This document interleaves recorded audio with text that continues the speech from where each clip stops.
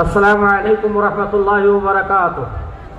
الحمدللہ رب العالمین والصلاة والسلام علی سیدنا محمد وعلی آلہ وصحبہ اجمعین، اما بعد۔ انتہائی قابل قدر علماء کرام، حاضرین کانفرنس، میں سب سے پہلے جماعت کے ذمہ داران کو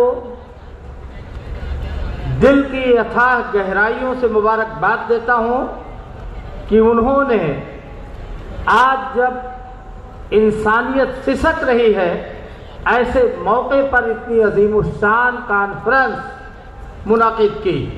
اللہ رب العالمین ان کی کوششوں کو قبول فرمائے، اور جو لوگ اس کانفرنس میں شریک ہوئے، آپ تمام حضرات کے لیے میں اللہ رب العالمین سے دعا گو ہوں کہ اللہ رب العالمین آپ کی اس حاضری کو آپ کے میزان حسنات میں شمار کر لے۔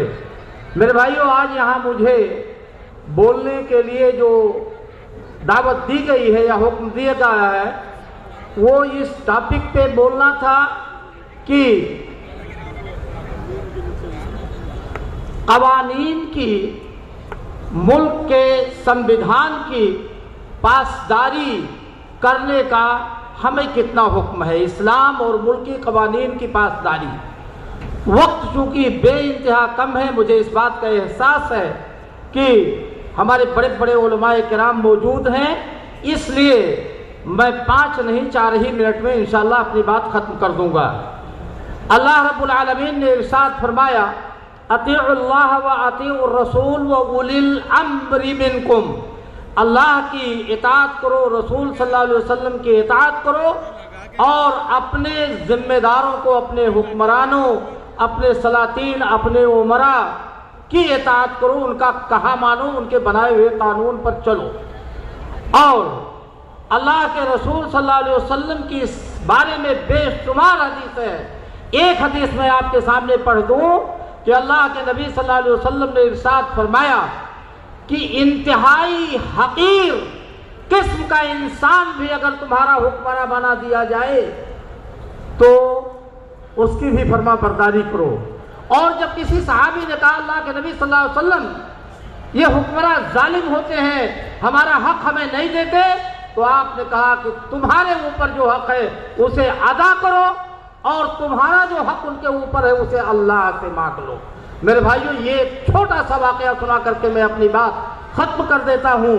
حضرت عمر فاروق رضی اللہ تعالیٰ عنہ خلیفہ وقت تھے، اور تقریباً 24 لاکھ مربع میل کے بادشاہ تھے۔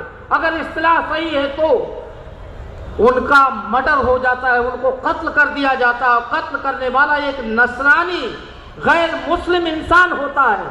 ان کے بیٹے حضرت عبید اللہ صاحب، ان کو تیس آیا، باپ کا مرڈر ہوا ہے، برداشت نہیں کر سکے، اس غیر مسلم نصرانی کو مار ڈالا، قانون کو اپنے ہاتھ میں لے لیا۔ یہ کرنا تھا کہ حضرت عثمان رضی اللہ عنہ جو خلیفہ مقرر ہو چکے تھے، انہوں نے گرفتار کروا لیا اور ان کے بھی قتل کا حکم صادر فرما دیا۔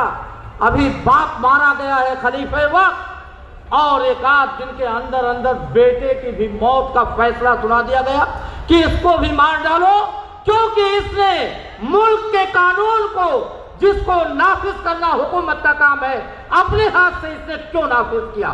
ہنگامہ مچ گیا، علماء نے بیچ بچاؤ کیا۔ حضرت عثمان رضی اللہ تعالیٰ عنہ سے کہا کہ دیت لے کر کے معاف بھی تو ورثہ کر سکتے ہیں۔ کہا ان کا تو یہاں کوئی وارث ہی نہیں ہے، یہ پتہ نہیں کہاں کا رہنے والا غیر مسلم نصرانی تھا۔ علماء نے بتایا اس وقت کے صحابہ فقہاء نے کہ السلطان ولی من لا ولی لہ، بادشاہ اس کا وارث ہوتا ہے جس کا کوئی وارث نہیں، اس لیے آپ اس کے وارث ہیں، اور دیت لے کر کے معاف کرنے کے لیے آپ ذمہ دار ہیں، آپ کر سکتے ہیں۔ حضرت عثمان رضی اللہ تعالیٰ عنہ نے اپنی جیب سے دیت دیا اور خود ہی لیا، اور اس کو حکومت کے خزانے میں جمع کر دیا گیا۔ تب جا کر کے حضرت عمر رضی اللہ تعالیٰ عنہ کے لڑکے کی جان بچی۔ اس لیے میرے بھائیوں، قانون کو کبھی اپنے ہاتھ میں نہیں لینا چاہیے۔ یہ آج جو موب لنچنگ ہو رہی ہے، یا ہمارے پڑوسی ملکوں میں انقلاب کے نام پہ جو بغاوت ہو رہی ہے اور وہاں کی اقلیتوں میں لوٹ پاٹ کی جا رہی ہے، ان کو مارا جا رہا ہے، میں اس کانفرنس کے اس عظیم الشان منچ سے ایسی تمام چیزوں کی نندا اور مذمت کرتا ہوں، اور میں سمجھتا ہوں کہ ملک کے قانون پر عمل کرنے کی سب سے پہلی ذمہ داری حکمرانوں کی اور شاسن میں بیٹھے ہوئے لوگوں کی ہے، اور اس کے بعد ان کے ماتحت پرشاسن میں جو ذمہ دار بیٹھے ہیں ان کی ذمہ داری ہوتی ہے، اس کے بعد ہماری ذمہ داری ہے۔ اس لیے میرے بھائیوں، ملکی قوانین جو بنائے گئے ہوں، سمویدھان ہمارا جو بنایا گیا ہے، ہمیں اس پر عمل کرنا چاہیے۔ اس سے ملک میں امن و امان کی فضا پیدا ہوگی اور ہمارا ملک سونے کی چڑیا ہو جائے گا۔ والسلام علیکم ورحمۃ اللہ وبرکاتہ۔